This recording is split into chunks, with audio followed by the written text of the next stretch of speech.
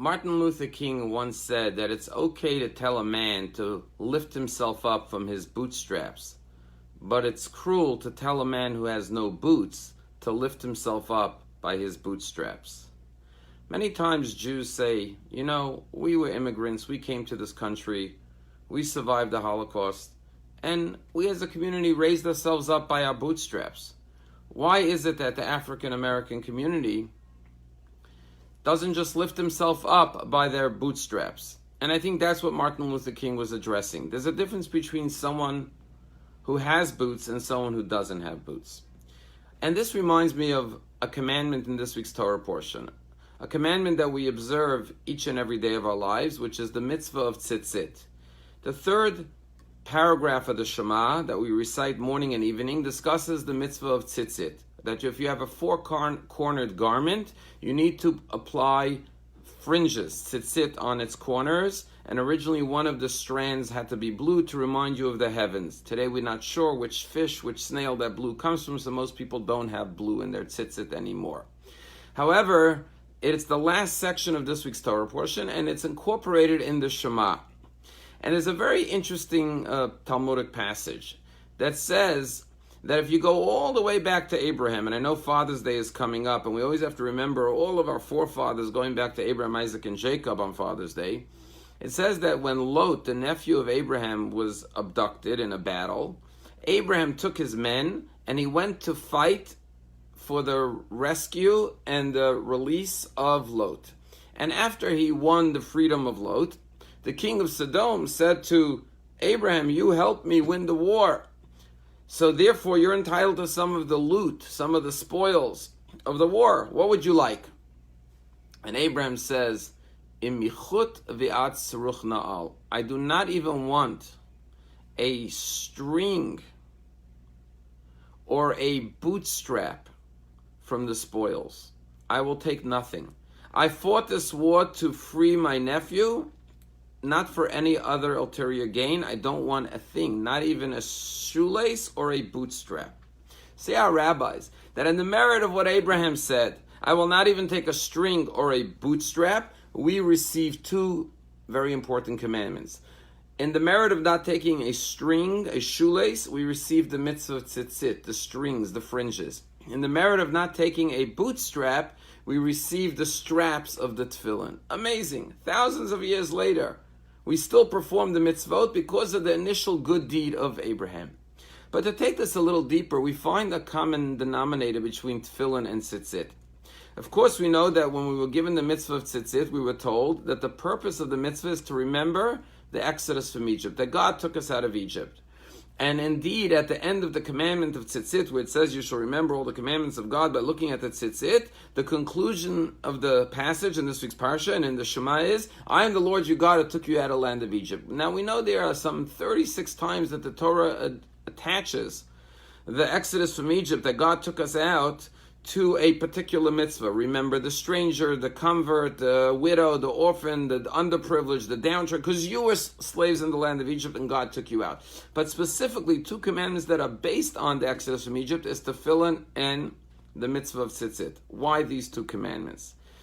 And, just a few weeks ago, the world lost one of its great Jewish thinkers and leaders, Rabbi Norman Lamb, the former Rosh Yeshiva and president of Yeshiva University, who many, many years would come to Palm Beach, and we had the privilege of having him as our guest and speaking at the Palm Beach Synagogue. And I once heard a beautiful insight from him. He said, a Jew may say, you know what? We lifted ourselves out of our own subjugation, persecution, oppression, forms of slavery that we endured, even worse than that. So why doesn't the rest of the world do that? Why are they always looking for help? We did it on our own, let others. And instead of being compassionate, we could, God forbid, be cold and callous to the plight of others who are in need, saying, no one helped us. We raised ourselves up. Raise yourself up. No one gave us anything for free. We earned it, so you earn it. And we could turn to a needy person with that sense of indifference. Therefore, God reminds us time and again, no. You didn't do it on your own. I am the Lord your God who took you out of the land of Egypt. You could not have freed yourself from Egypt. Impossible. It's because I intervened and rescued you, and therefore you as a nation must pay that debt forward in every generation, that when you see others that are in forms of oppression or slavery, remember God stepped up for you. Now you need to step up for others. And perhaps that's the connection between tefillin and tzitzis and the exodus from Egypt and the story of Abraham. When Abraham saw that his nephew was captured, abducted, he went to fight for his release, for his freedom, teaching us, all of his descendants, that we have to stand up for others. When others are in some form of oppression or captivity, we need to rise to the challenge and help them as God helped us. And therefore we should not say, pull yourself up by your bootstraps. There are unfortunate people in this world who are so downtrodden, who are so oppressed that they don't have bootstraps to pick themselves up by. And like we were in slavery in Egypt, we had nothing. And God pulled us out. We have to pull out others. And Jews have a long history of doing that. Jews were always on the forefront of helping others who are oppressed because we know the soul of an oppressed human being, because we experienced oppression. And according to some commentators, that's why we went through the slavery. So we should have the sensitivity to the plight of others who are abused or oppressed, so we could stand up for them in their hour of need and hear their cry.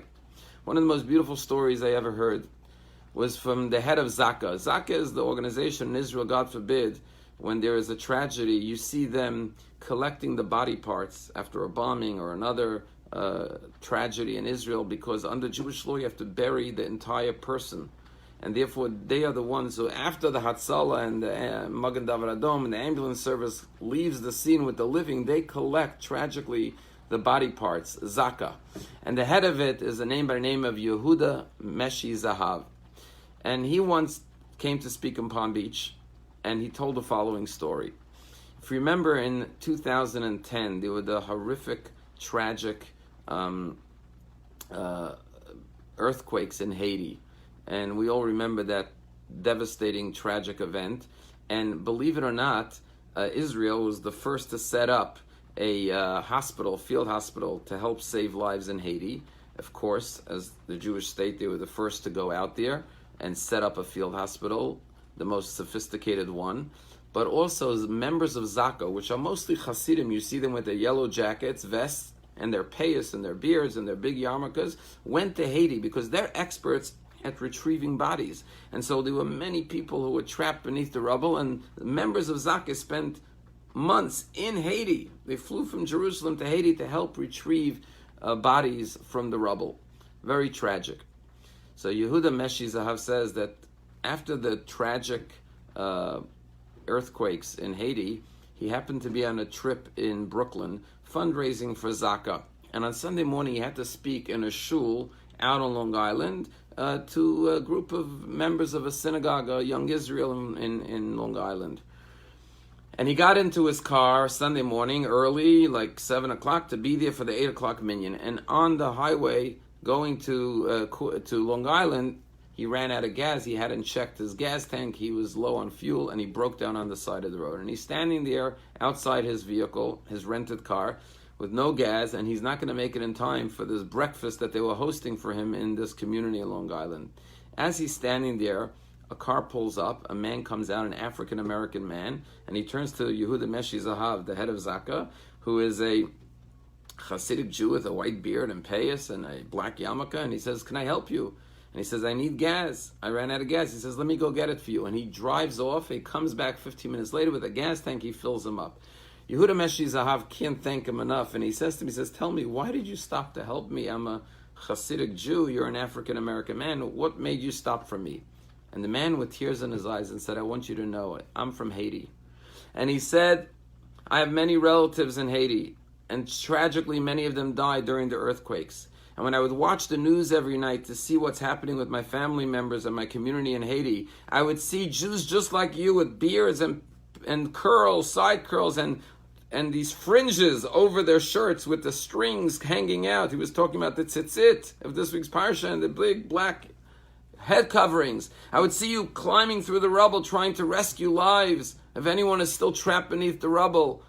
And therefore, when I saw you, I said, I must help this man because he was helping my family back in Haiti, and that's why I stopped to help you."